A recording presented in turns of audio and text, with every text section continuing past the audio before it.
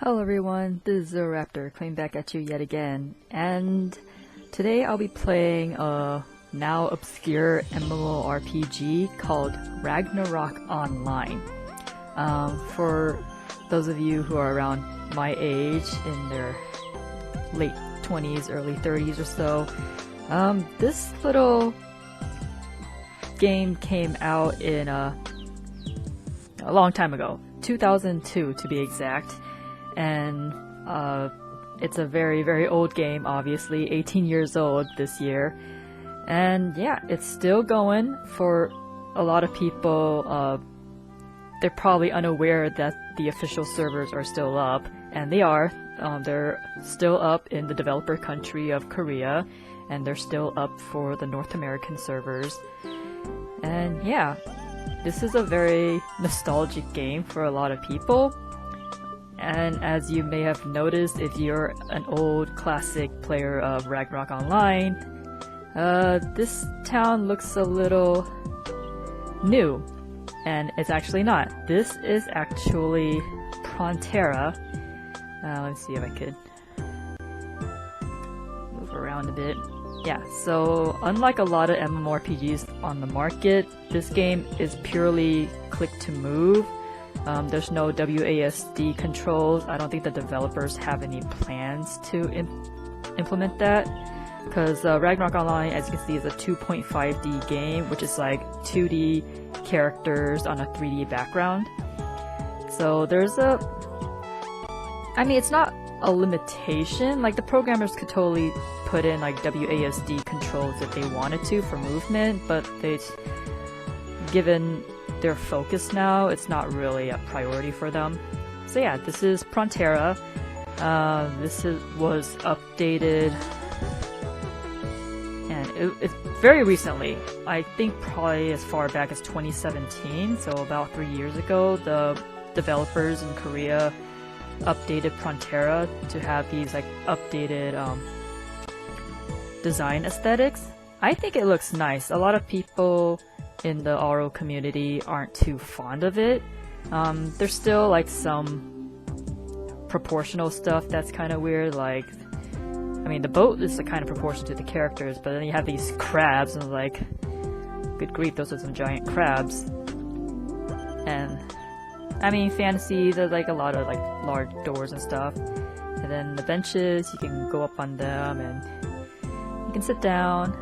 So yeah, this is my Assassin Cross. Oh, here we go.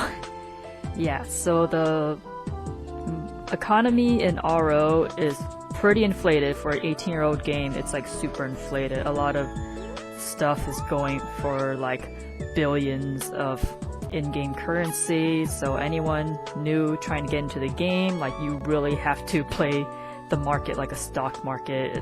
It's really ridiculous. I can go through here. I mean, if all of these like vending clickables are too much, you can always press F11 and it makes everything disappear, so you have an easier time moving around. Or not. So much for that. Let's see. The hotkeys here, they expand up to 4 rows, so like modern MMORPGs, they have a huge little hotkey bars, so you can put all the skills and stuff you want. So yeah, this very nice update to the game. Unfortunately, I'll show you in a bit, as soon as I can swim through this crowd of people. Yeah, so you have to be online to vend stuff. There is no auction house. There used to be an auction house, but there was a glitch some years back with the auction house, and the developers took it out, never put it back in. So the only way for you to vend is pretty much log online, set up your shop, and just leave your computer running, which is, it's a little ridiculous for modern MMORPG players. Yeah. But I mean, there's still players playing, although I think most of these are just like alt accounts that people just set up to sell stuff so they can actually, like, play the game. But I wanted you to take note of these trees. Like, notice how the leaves look. They're stylized a certain way. And right now I'm about to go out into the world map. Yeah, gotta love those loading screens. And there you go. Those are the trees as they or still have been from 2002. I mean, they updated some of these like stations and buildings outside.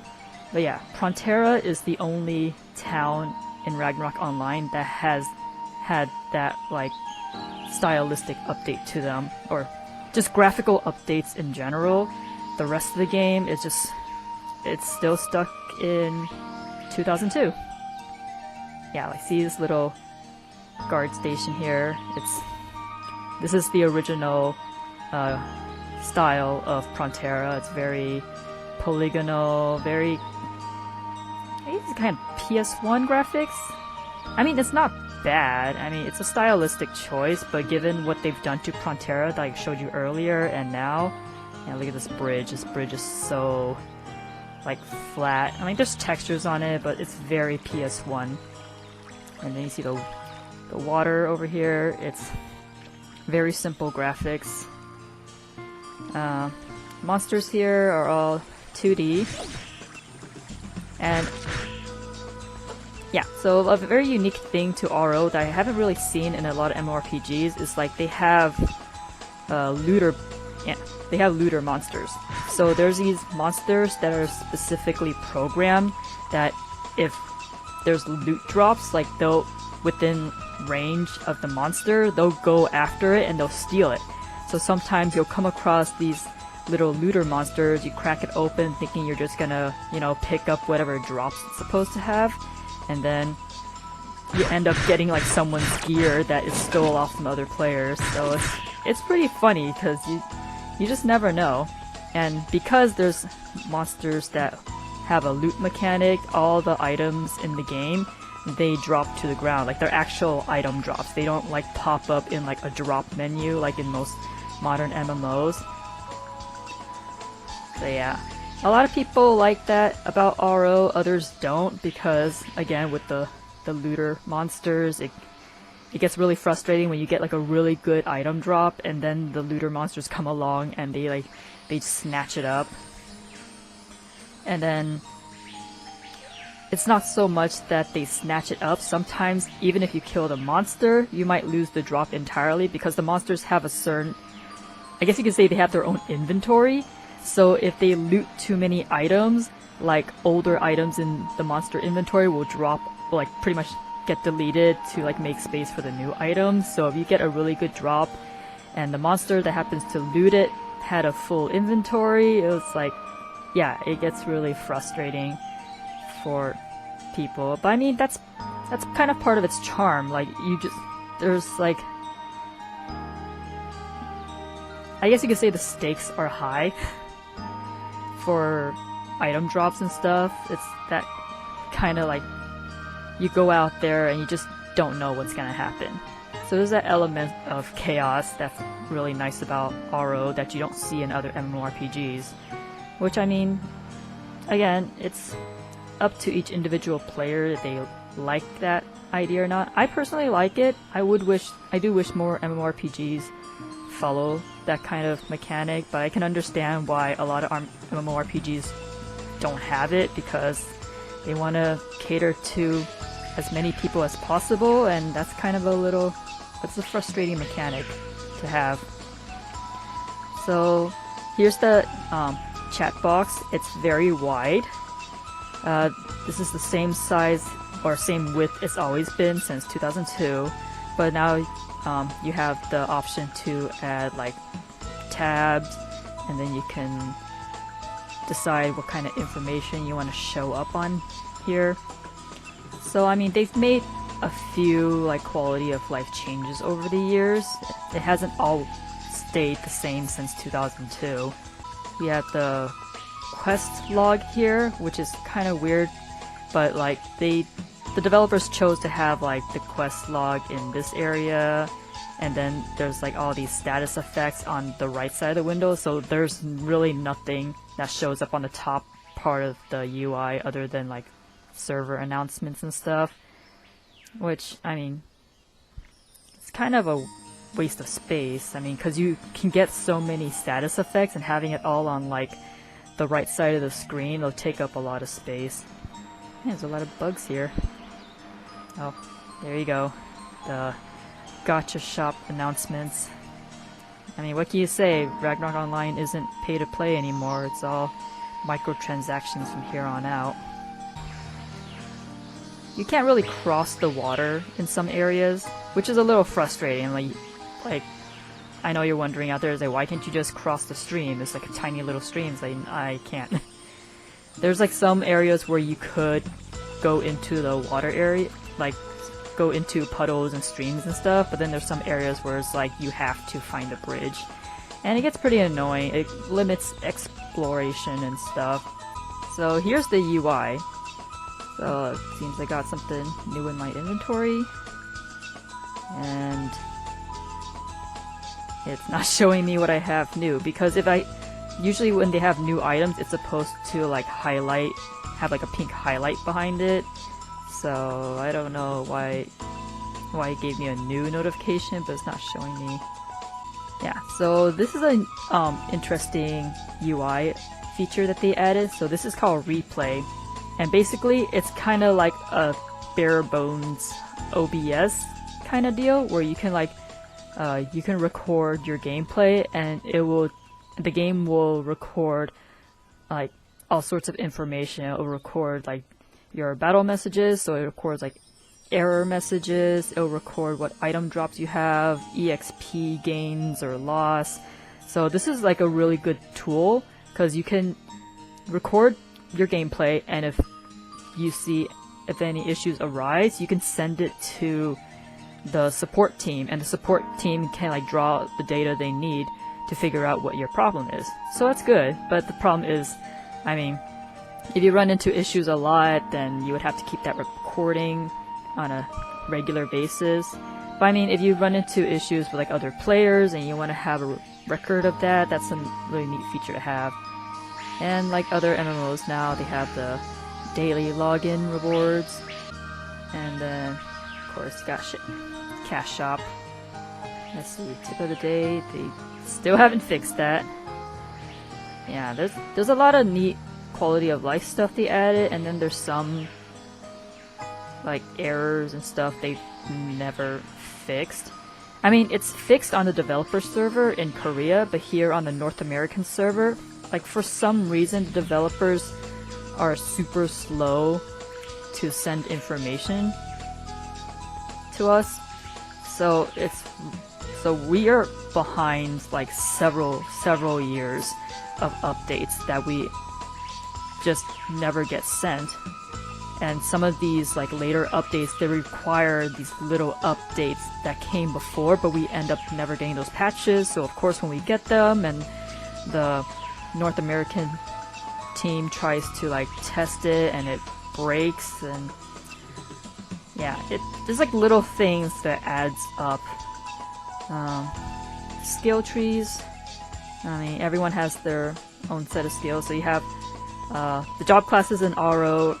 Right now it's 3 tiers. There's a 4th tier coming, so you have a 1st class, 2nd class, 3rd class, and they recently came out with 4th classes. I don't know when that's coming, but yeah. Then you have your guild information, navigation. So this is interesting. This is like an in-game GPS tracker. So let's say you want to find, let's see, one of the monsters called is it Space Chan? Yeah. So I guess it's not too specific. So you can like look up monsters here, and then you pick a map that it shows a result of all like the maps that these monsters spawn. You click on one, and then you like set the target, and the game will actually direct you to get to that map. So it's really nice, because sometimes like the way the game is designed, let me open the world map. Yeah, so this is the world map. This has not been expanded for 18 years. We're still this is 1/4 of Midgard, which is like the main world of RO. I mean, they've added like little things like this, like teleporting routes and where's the airship? There's an airship route. There we go. So there's like an airship route. And then there's these characters called the Cafe Ladies that also like teleport you to other places. So, I mean, yeah, there's a lot of little. There's another airship route over here. So the airship route works like a airplane system. So yeah, you got Midgard, Midgard North. They announced this like 3 years ago. Haven't seen any update on it. So this is like 2nd quarter of Midgard. So Midgard itself, because Ragnarok Online, if you haven't noticed, is based on Norse mythology, and Norse mythos has 9 realms. For Ragnarok Online, they combine Niflheim and Helheim into one world. So that's I don't know if they have it here. No, you can't see it here. But you access it through like you access it through Yggdrasil. I think Yggdrasil is like in let's see, where is it? Here we go, Umballa. So Umballa, there's like a little portal that takes you to Yggdrasil, and from Yggdrasil that you could travel to Niflheim, which is a combination of Helheim and Niflheim. Here's Alfheim. So this is the only area of Alfheim we've been able to explore so far. Just one city. In Ragnarok Online, because in traditional Norse mythology, Bifrost is the bridge from Midgard to Asgard, the realm of like the Norse gods. But here in Ragnarok Online, they decided, well, we're gonna have Bifrost connect Alfheim to Jotunheim instead, which is a weird creative change. So yeah, so all we have of Jotunheim is it's like 8 maps for Jotunheim, 7 maps or 8 maps for Bifrost, and then 1 map for Alfheim. So yeah, this is how big the world has gotten after 18 years of updates. And then here's a dimensional gap where you can travel between worlds as an alternative from traveling through Yggdrasil. And then here we have culture towns, which are pretty much these little filler areas where the developers don't want to expand the Ragnarok Online world. They just want to like add these little culture towns that have nothing to do with Norse mythology, just filler stuff. And then we have the Pasta continent, which is the continent of the cat people. And for the cat people, they added just like 1 dungeon and like a few maps in a town. So yeah, 18 years, and it's nothing close to like say Kalimdor from World of Warcraft. Whereas World of Warcraft launched with 2 complete continents, Ragnarok Online launched with like a fraction of a continent, and they've barely completed a quarter of that one continent in 18 years. So that's pretty much all you have to look forward to. If you're an MMORPG player like me that loves to explore, you're gonna be a little disappointed with Ragnarok Online. It's like all the developers want to do is just add instance dungeons. They don't really want to add more maps to the world for people to explore and level up on. And they not only that, they keep increasing the level cap, but they're not adding new maps. So whatever maps we have right now, these are the only maps that you can level on. So of course, if they increase the level cap, they have to readjust the leveling zones for all of these maps. And it's like, it's pretty much the Dragon Ball Z paradox, where the only change you see is in the numbers, but everything else is still basically the same. It's really not all that much of an improvement. But there's a lot of people in RO that, you know, they only play for the competitive aspect of it, because there's a feature called War of Imperium, where you and your guild fight other guilds to claim castles, and then the castles have like some perks and other features that people like having. So yeah, that's pretty much the only end game that Ragnarok Online has. So if you're an MMORPG player like me who's really into like the role-playing aspects of this genre of games, you're not going to be very satisfied with this game. I mean, there are some quests you can do, but they're few and far in between.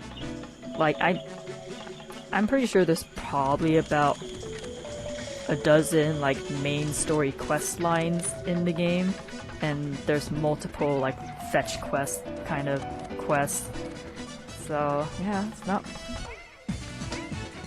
really much to do here after 18 years. I mean, you could technically explore everything Ragnarok Online has to offer in like within a year if you're really hardcore about it and you want to explore everything. You'll get to it. You're doing a lot of grinding because there's not a lot of leveling options given higher level casts but same leveling areas. Oh yeah, they're supposed to add this little area called the Pouring Village somewhere around here. I'm wanting to check that out, see if they have it here.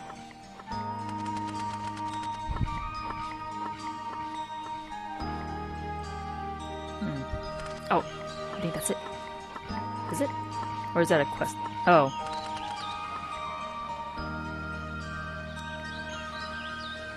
Yeah, so any of you guys who played World of Warcraft, when you explore a new area, you have that leveling achievement. That's not how it works here. Here you have to find those weird little treasure chests and it's like, hey, you explored it. And it's like, yay? Yeah, so achievements, your typical achievement window, same as every other game MMORPG that has achievements. Auro's a little different, whereas in Ragnarok, or not Ragnarok, World of Warcraft, when you have achievements, it's like a bragging rights kind of deal, whereas here, like, you can actually get items or buffs for doing these achievements. And then I don't know if the point system does anything. Yeah, so you can get pets by taming monsters, and there's a lot of stuff to do. Excuse me. There's plenty to do in Ragnarok Online, but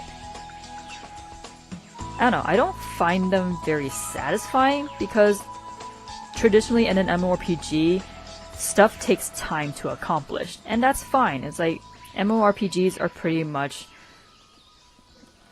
a world for you to explore. It's like a second life. Like when you find reality a little too not fun, you go into an MMORPG, you meet people, you have adventures, you do stuff that you can't do in real life, like exploring a mountain.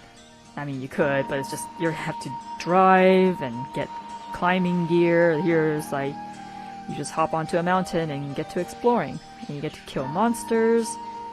But unfortunately, like, a lot of stuff in Ragnarok Online is very, very gambler-ish. Like, there's a lot of random number generator or RNG elements to Aro. Like with cooking, there's a success chance with cooking. It's not like other games where you can just like find the ingredients and then you just cook it and you get yourself a few dishes to like have your characters nom on for buffs and stuff. Here in RO, it's like, even if you go out and you find all these really hard to get ingredients, there's a chance you won't even get a dish out of it after all that effort. It's just, I don't know. Some people find that fun. I don't particularly find it fun where I'm trying really hard to get these items which already drop by chance anyways, and then it's like, well, if you try to cook it, there's a chance you won't even get to cook what it is you were trying to cook. So I'm like, what is even the dang point? Alright, let me try to get to another area out of the newbie area. Don't want to kill all these monsters when I'm such a high level. yeah, so you can tell I'm a high level because I have this max level aura. So each of the job, it's kind of hard to describe. Like, it used to be in Ragnarok Online, every job class can get to the same level cap. Like, if you were a first class character, you can get to the same level cap as a second class character or one of the expanded class characters, which are like Game Plus characters. But now they've made it so like all like the classic. Oh boy, here we go. Oop, here it is. I mean, it's not too laggy, but it's still like there's so many people here. Oh my goodness. Where was I? Oh yeah, so the job class system in RO is very weird. I wouldn't say it's unique, but it's very weird because the old level cap, which was 99, which I am right now, it was attainable. It used to be attainable by all job classes that existed at that time. But once they increased the level cap, they've restricted it to only third-class characters. So in order to reach the new level cap, you had to advance your character, and some people, like, they like the challenge of being able to get through the game through, like, a lower-class character, like a first-class or a second-class character. But now the developers are like, well, we don't want you doing those kinds of challenges anymore. You either make a third class or just stay where you are and not advance any further. Which I feel is a little not cool, because then it takes away that whole sandbox kind of feel to the game where you can do whatever you wanted and you can still get to endgame just the same as everyone else. So it's like the developers made it so the game's very selective on who's allowed to get to endgame, and I don't think that's really cool. Oh yeah, let me see. A few years back, so one of the updates was there was a cataclysm, like a lot of big MMOs are doing now. There was a cataclysm a while back, and a huge chunk of the game got changed. So like it used to be easy for people to like travel from Frontera to Morok by foot. Like you just travel through this desert area here, and you can go here without having to like spend money to use the teleport services. But now the Cataclysm update kind of destroyed this whole area, so it's a little tricky to travel through now. I'm gonna see if I can remember.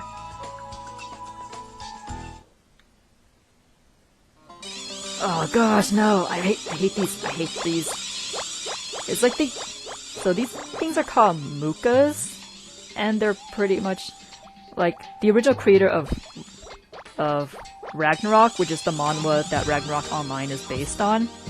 He was a big fan of Final Fantasy, so when work began on Ragnarok Online, oh, they haven't changed these.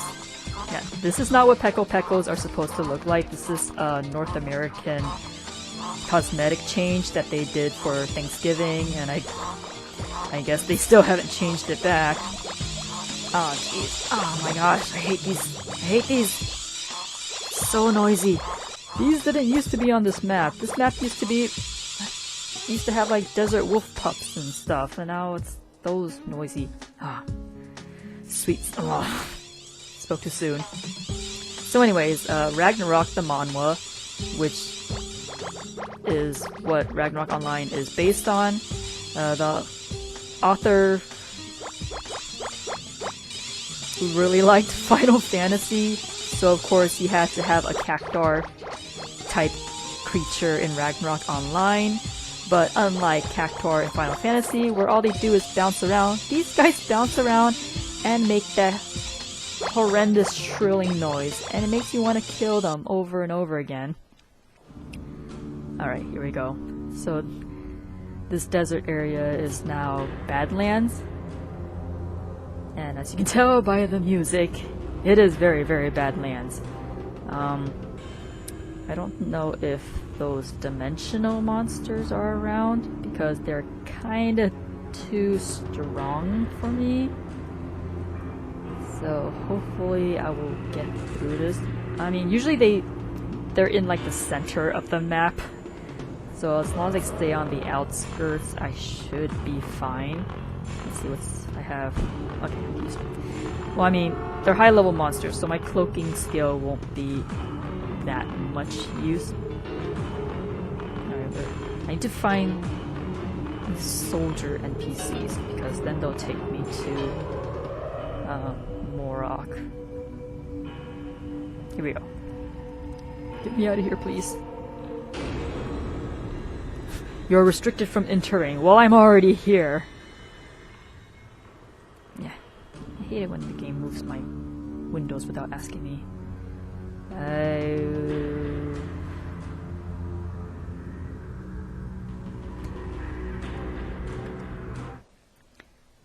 Yeah, they haven't really updated that. So Morok used to have been destroyed because it was destroyed. It was the ground zero of the Cataclysm. And it still has the sad Cataclysm version of the town theme. But everything's fixed now, so yeah, these NPCs should, like, this whole area should have been updated to be like post-Cataclysm now, but it's still stuck in the Cataclysm timeline of the game. And yeah, I don't know if the North America team is ever gonna change that. I mean, I'm pretty sure the developers sent them the updates for it, so don't know what's up with that. So this is Morok, obviously named after Morocco.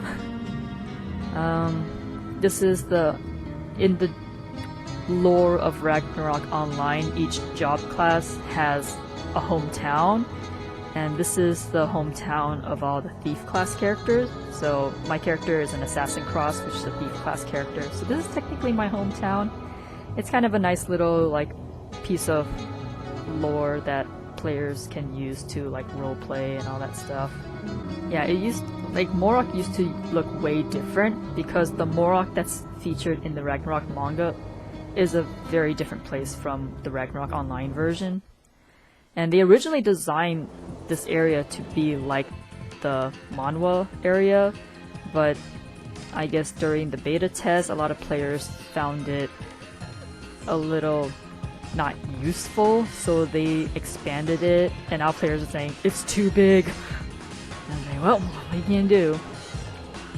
Yeah, so these chairs are these like baby chairs, what the heck?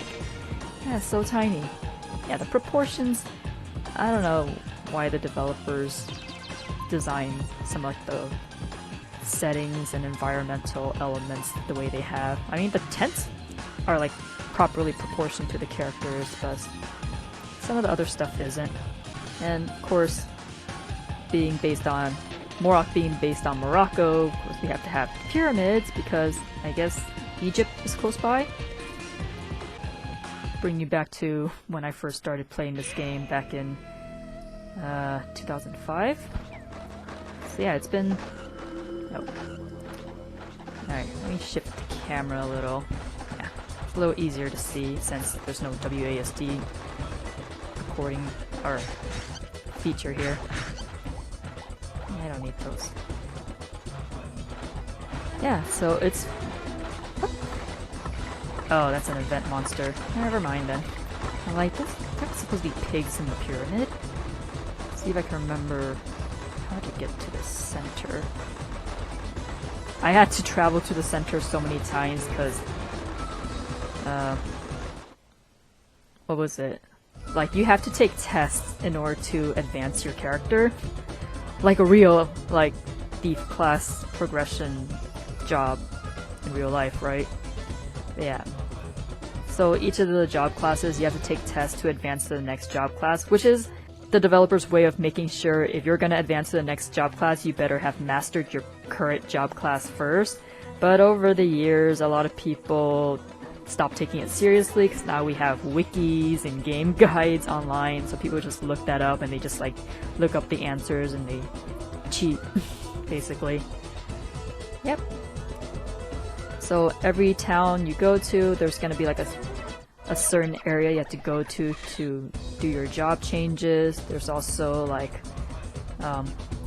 game like hidden quests. Like here you talk to this guy to learn about all these optional skills that you can learn for your thief class character. And yeah, it was, you could say like Ragnarok Online is very much. Is there? Hello there. I can't believe a mummy could do this to me. Oh man, it hurts. Nobody should find out about this.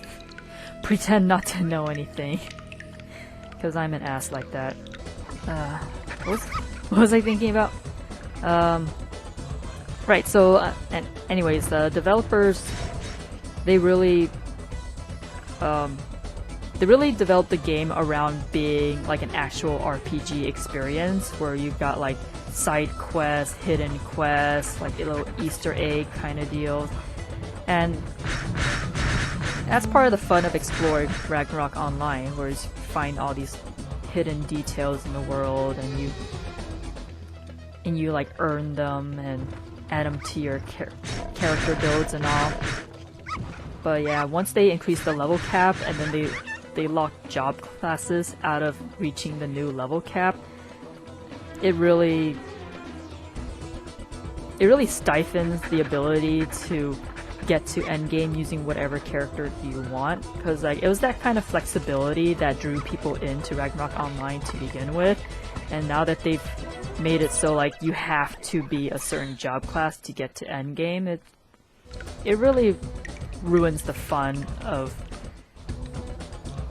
Ragnarok Online as a sandbox game, because now it's like, now it went from being a sandbox game to like a full-on theme park progression game where you have to do certain things to get to the end. I mean, it's not to say like games like World of Warcraft is bad or anything, but it's just,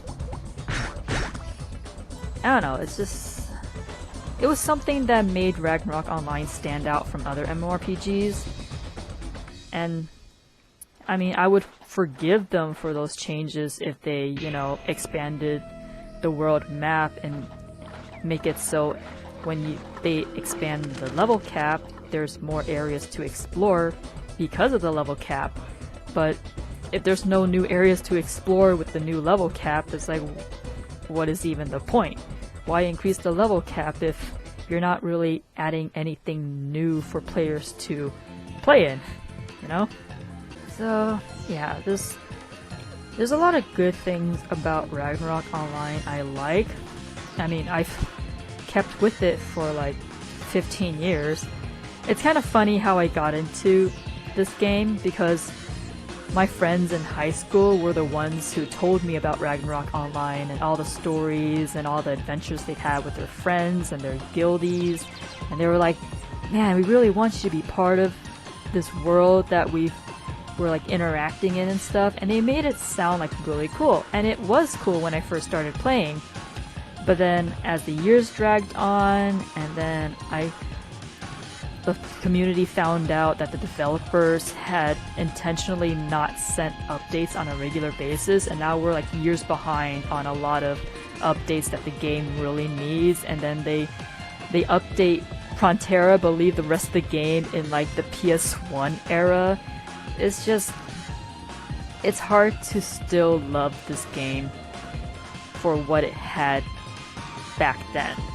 You know, I know a lot of people, they come back to the game for the nostalgia factor, but it's like, when the game hasn't changed in 18 years, is there still a sense of nostalgia? I mean, nostalgia is when things change, but if things haven't really changed all that much, what are you really coming back to the game for? Because the sense of, the kind of community that the game had when it came out is very different from the community that exists today. and there's nothing really you can do to bring that back. I mean, it's gone. The community that used to be the Ragnarok Online community, it's gone. For those who are fans of the manhwa and was really excited to be in the world of the manhwa, unfortunately, the author of the manhwa stopped working on the manhwa after volume 10, and he hasn't continued it since. I mean, they added some manhwa story elements to the game, but it's really...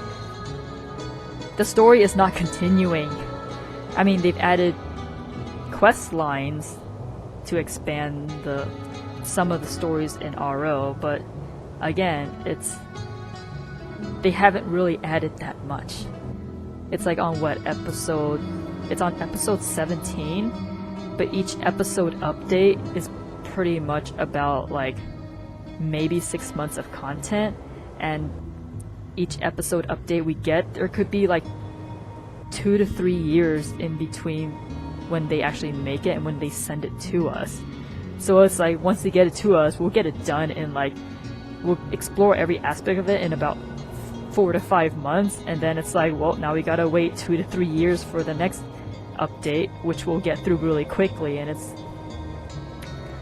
I don't know, it's like they're not doing enough to keep this game interesting, and the fact that it hasn't really been updated graphically since 2002, it's like more and more people are not going to be able to play this game for long, because like there's been issues with players who had updated computers, and the computers are just too advanced to even load Ragnarok Online. That's how old it is. I mean, this game is still running on DX7, and modern PCs now are running on like DX11. Like, that's how far behind this game is in terms of the back end. And it's like the developers still think that people are still using Windows XP, like, because this came out during the Windows XP era, and they really haven't done much to optimize it for newer computers that can handle like higher fidelity graphics.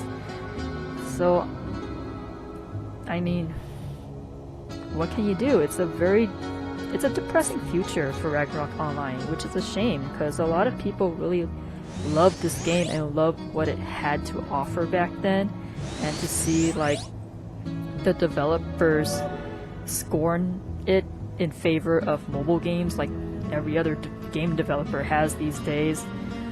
It's like there's so much potential here for it to be a great MMORPG for modern players, and the developers just could care less. I mean, it's my very first MMO.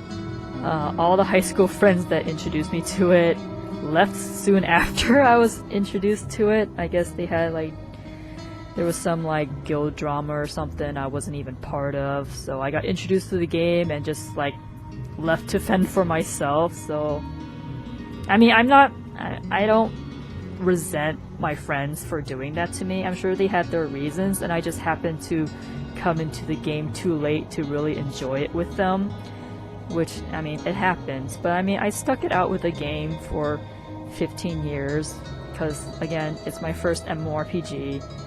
I really wish the developers would do more with it instead of